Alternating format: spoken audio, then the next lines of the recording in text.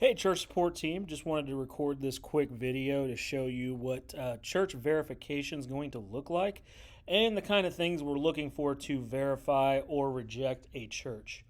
So, this is what support portal is going to look like when you guys first log in. What we want to do is we want to go to this filter button here, and we're going to select that, and we're going to select unverified. That's going to be the churches that have yet to go through the verification process. So we have neither verified nor rejected these churches. So here's what we're going to see once we hit that unverified tab. As you see, we have a couple churches sitting out there right now. So we're just going to select that line, and this pop-up box will come up. So sometimes you'll see a logo for the church, but majority of the time you're going to see their name. And then when you scroll down here, you're going to see possibly an address, a website, a name, and an email. So we want to show as much grace as possible with this. So sometimes churches that are, say, not in the United States, they may not have a physical address. So they may just have their name of the city and the country they're in, those kind of things. Or they may not have a valid website, just depending on where they are. So these are not so much the vital things, but the owner, so a person's name and an email is something that we must have. And then if we can have a combination of one of these two options, that would be fantastic. Now with the website, I've been asked about, do Facebook pages suffice? Yes, they do. So they can have a website, or they can have a Facebook page or an Instagram page. Those types of mediums suffice for churches to be verified. So this church right here looks to be like they have an address. We're going to go ahead and select their website just to make sure that it's a valid website. Yes, I am. And so this looks like it may not be a website that we want to say yes to. Or they just might have put in the wrong web address. So we want to research that a little bit more.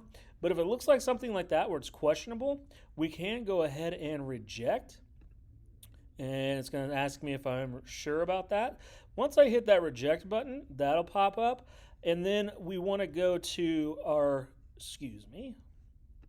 Notion page where it has the denied churches under YouVersion for churches, and we want to select that, and we're going to enter that church name, the date, who you are, and then why did you deny him. So for that one, we're going to say invalid or improper website, and then we'll move along in the process. Now, if that church writes into us and they say, hey, why did you reject my church, we're going to say, looks like your website went to an inappropriate web address that we can't support. And then if they tell us, oh, well, we accidentally put that in, you can always go back into a rejected church and select undo rejection. Once we select that undo rejection, it's going to go back into that unverified filter.